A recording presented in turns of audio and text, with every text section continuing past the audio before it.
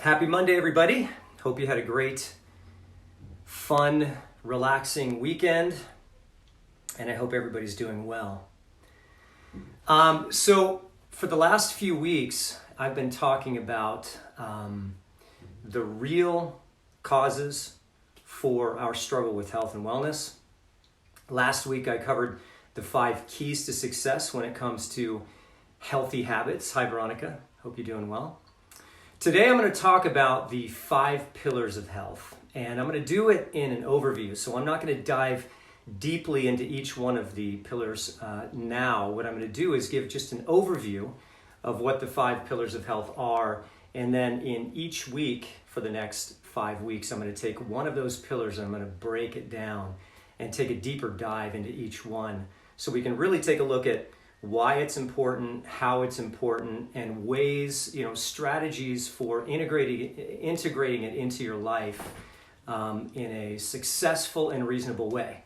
So let's talk about the 5 pillars of health, and they are eat, move, recover, play, connect. Again, those are eat, move, recover, play, connect. So when I talk about pillar number 1, which is eat, I'm not talking about dieting. I'm not talking about strategies for making your body smaller. I think all too often when we think about nutrition, there's almost always a conversation associated with nutrition that is about reduction of body fat, addition of lean muscle, changing the way that my body looks. That's not the context that I'm going to be bringing to the topic of nutrition. We're going to be talking about nutrient density, really the best way to optimally fuel your body. Our body's evolved and adapted over millions of years in a way in which it requires certain nutrients in order for it to perform optimally. So we're going to take a look at ways in which you can focus on nutrient density so that you can make sure that you're furnishing your body with the nutrients necessary for it to perform optimally. Pillar number 2 is move, human movement, physical activity. And I'm not going to talk about it strictly from a context of personal training and HIIT classes. I'm not going to talk about it strictly related to things that you would do in the gym. We're going to take a look at human movement and why it's so beneficial, and the fact that human movement, or really just movement in general and physical activity, triggers these growth factors and triggers these biological responses that are just so critical to optimal health. Movement and physical activity is really like a full body vitamin.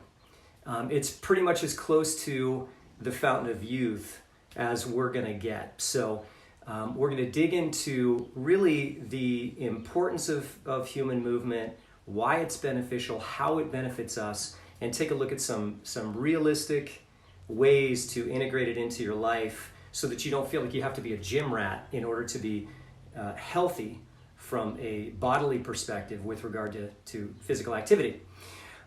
Pillar number 3 is recover. So stress plus recovery equals growth. Stress in and of itself is not a bad thing. We need stress in order for us to grow, in order for us to improve. Chronic stress can be debilitating. Excessive stress can be debilitating. But we need to have some stress in order to grow. We just need to make sure that we're pairing that effectively with recovery. So we're going to take a look at different ways and different strategies that we can implement in our lives for promoting recovery, not only bodily, but also kind of, mentally. We'll look at some physical things that we can do as far as gentle movement. We're going to take a look at combining sleep quality, sleep hygiene, take a look at stress reduction and meditation. But overall, we want to put together some strategies for recovery in our life so that we can make sure that we're giving our body the adequate rest and regeneration that it needs in order for it to become healthier and in order for us to feel good. Pillar number 4 is play. Now, that one sounds ridiculous, and I know it would be easy to discount that, but I want to emphasize that all of these 5 pillars of health are research-based. So this isn't just stuff that I'm kind of grabbing out of the air, and I'm not attaching myself to any sort of new age metaphysical concepts. Everything on the 5 pillars of health is research-based. Play is actually very important from a developmental perspective as far as brain development. It stimulates brain growth factors. It makes life worth living too.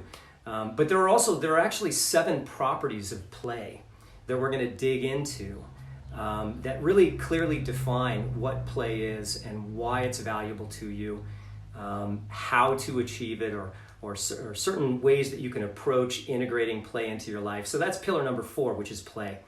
Pillar number 5 is connect. Now, connect covers a lot of different areas. We're going to take a look at the social brain and why it is that social connection is so important for us as human beings, for not only for development, but also for mental health. Why developing healthy social connections and social interactions is so important. We know through research that social isolation leads to depression and decreased and diminished health. We're going to talk about the importance of belonging, being a part of groups, volunteering, even take a look at connecting with the outdoors, because there's a lot of research that's gone into the ways in which nature impacts our physiology. In Eastern culture, there's been something called forest bathing for generations, which is really just the study of how being in nature can impact our health and our well-being. And in the West, we call that biophilia. But both of those are well researched. So this isn't, again, just some sort of an idea. This is really a research-based concept into why it is that actually being in nature and connecting with nature will benefit you physically and mentally and add value to your life. So those, really quickly, are the 5 pillars of health: eat, move, recover, play, connect. Now, today was just meant to be a little bit of an overview. I'm going to start digging into each one of these pillars in the upcoming weeks. So next Monday, I'm going to take the concept of eating, of nutrition, and break it down and really take a closer look at that. And then the week after that, I'll dig into movement and exercise. After that, I'm going to dig into recovery. After that, I'll dig into the concept and application of play. And then finally, I will bring it all together by taking a closer look at connection and how connecting can be such a valuable part of your life and can contribute so much to your overall health and well-being. So this is going to be the quickest Facebook Live I've ever done, because I'm just doing an overview. Again, the 5 pillars of health are eat, move, recover, play, connect. Make sure you check in next Monday. We'll start to break down each one of those concepts in more detail and cover it and find out how we can apply these different pillars to our life to benefit us maximally. That's it, man. I hope you guys had a great weekend. I hope you have a great week. If you have any questions, feel free to post them in the comments section. If you have any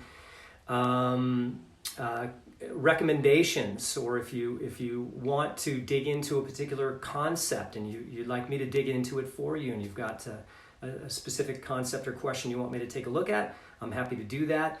Outside of that, I'm done for today. Hope you guys have a great day, and I will talk with you next week.